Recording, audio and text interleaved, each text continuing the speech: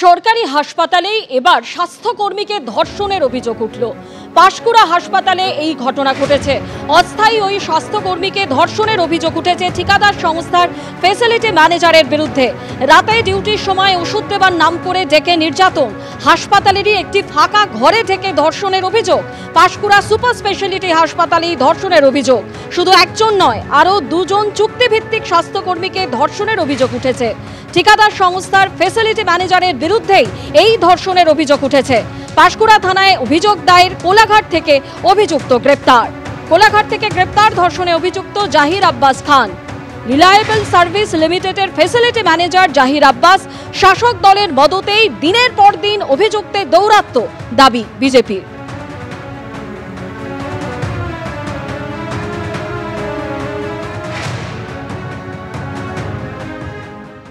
যাদবপুরে ছাত্রীর রহস্য মৃত্যু, খুনের মামলা দায়ের করল লালবাজার।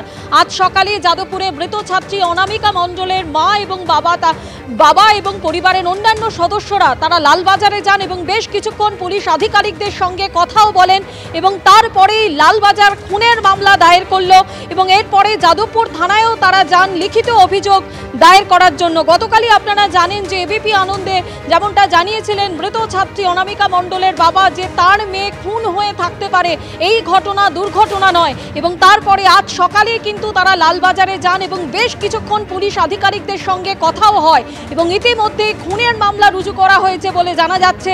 যাদবপুর থানায় গিয়ে তার মৃত ছাত্রী অনামিকা মণ্ডলের পরিবারের তরফে লিখিত অভিযোগ জানানো হয়েছে। লালবাজারের আধিকারিকরা আজকে মৃত ছাত্রীর মা বাবার সঙ্গে কথা বলেন এবং তারা ইতিমধ্যে খুনের মামলা রুজু করেছেন বলে জানা যাচ্ছে। মৃত ছাত্রীর বাবা তিনি গতকালই যে কথা বলেছিলেন যে তার মেয়েকে কেউ ধাক্কা দিয়ে ফেলে দিয়েছে কিনা সে ব্যাপারেও কিন্তু তারা নিশ্চিত নয়। তার মেয়েকে খুন করা হয়ে থাকতে পারে এমনটাই তারা মনে করছেন।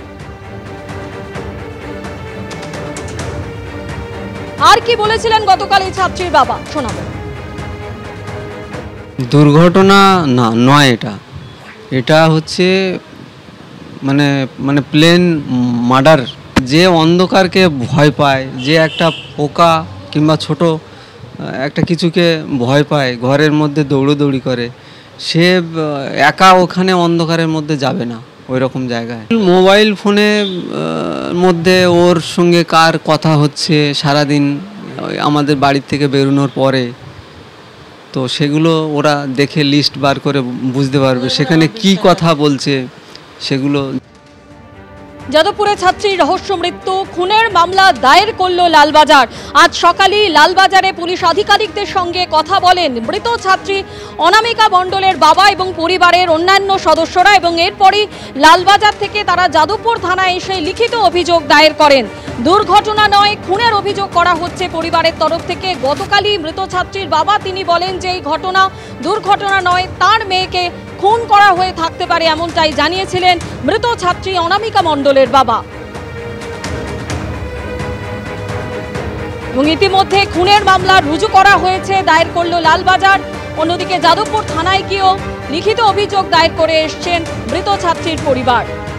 দুই প্রতিনিধি আমাদের সরাসরি রয়েছেন এই মুহূর্তে, আবির দত্ত এবং কৃষ্ণেন্দু অধিকারী। আবির, ইতিমধ্যেই লালবাজার খুনের মামলা দায়ের করলো। আর সকালেই আমরা জানি যে লালবাজারে পুলিশ আধিকারিকদের সঙ্গে কথা হয় মৃত ছাত্রীর পরিবারের সদস্যদের সঙ্গে। দেখো একেবারেই, এবং মৃত ছাত্রীর পরিবারের সদস্যরা লালবাজারে যান কলকাতা পুলিশ কমিশনারের কাছেই বা তার যে অফিস রয়েছে সেখানেই তারা কিন্তু লিখিত অভিযোগটা জমা করেন এবং সেই জমা করার পর লালবাজারের আধিকারিকদের সঙ্গে তাদের কথা হয় এবং এরপর যেটা জানা যাচ্ছে যেহেতু তারা মনে করছেন এটি একটি খুনের ঘটনা, সেই মর্মেই কিন্তু অভিযোগ দায়ের করা হয়েছে, অর্থাৎ খুনের মামলা রুজু করা হলো। খুনের মামলা ইতিমধ্যে তদন্ত শুরু করলো পুলিশ। তোমাকে জানাই যে কিছুক্ষণ আগে আমরা যেখানে দাঁড়িয়ে রয়েছি যাদবপুর থানার সামনে, শান্তনু দত্ত আমার ক্যামেরা পার্সন দেখাচ্ছে, সেখানে 1 ঘন্টা আগে ছাত্রীর বাবা এবং মা তারা এসে পৌঁছেছেন। তারা পুলিশ আধিকারিকদের সঙ্গে কথা বলছেন। সেখানে যেমন যাদবপুর থানার পুলিশরা রয়েছে, তার সঙ্গে সঙ্গে হোমিসাইড শাখার একজন অফিসারও রয়েছেন। গতকাল আমরা দেখেছি যে যিনি পিএম করেছিলেন অর্থাৎ অটোপসি সার্জন, তাকে নিয়ে পুলিশ যায় ঘটনাস্থলে। এরপরে সেখানে যায় ফরেন্সিক বিশেষজ্ঞরাও। সেখান থেকে এর আগেও পুলিশের তরফ থেকে সিসিটিভি ক্যামেরার যে ফুটেজগুলো সেগুলো সংগ্রহের প্রক্রিয়া চালানো হয়েছিল, সেগুলোও ইতিমধ্যে জোগাড় করা হয়েছে। আজকে 3 জন বন্ধু যারা পরিচিত ওই ছাত্রীর, তাদেরকেও ডাকা হয়েছে জিজ্ঞাসাবাদের জন্য। সব রকম সম্ভাবনার কথা, সব রকম সম্ভাবনা খোলা রেখেই তদন্ত চালানো হচ্ছিল বলে অস্বাভাবিক মৃত্যুর মামলা যখন ছিল তখনও পর্যন্ত পুলিশ চালাচ্ছিল। কিন্তু এখন যেটা দেখা গেল যে গতকাল যেটা মৃতার বাবা জানিয়েছিলেন যে তিনি স্পষ্টত মনে করছেন কেউ ধাক্কা মেরে ফেলে দিতে পারে এবং খুনের ঘটনা এটা, এবং সেই জন্য সেই মর্মেই তিনি কিন্তু লিখিত অভিযোগ জানিয়েছেন লালবাজারে, এবং সেই অভিযোগের ভিত্তিতে কেস রেজিস্টার্ড হয়েছে। এখন যাদবপুর থানাতে তার সঙ্গে কথা বলছেন। তদন্ত কোন দিকে যায় সেদিকে অবশ্যই আমাদের নজর থাকবে। আবেগ, তুমি আমাদের সঙ্গে থাকো। অন্যদিকে আরেক প্রতিনিধি কৃষ্ণেন্দু অধিকারী সরাসরি আমাদের সঙ্গে রয়েছেন। কৃষ্ণেন্দু, যাদবপুর বিশ্ববিদ্যালয়ের মতো এরকম একটা জায়গায় ছাত্রী মৃত্যুর ঘটনা ঘটলো এবং এই ঘটনার পর 4 দিন কেটে গেল, এবং যে ঘটনায় বারবারই দেখা যাচ্ছে যে কর্তৃপক্ষের দিকে অভিযোগের আঙুল উঠছে, এতদিন পরে ডিন এবং বিভাগীয় প্রধানরা তারা বৈঠকে বসলেন।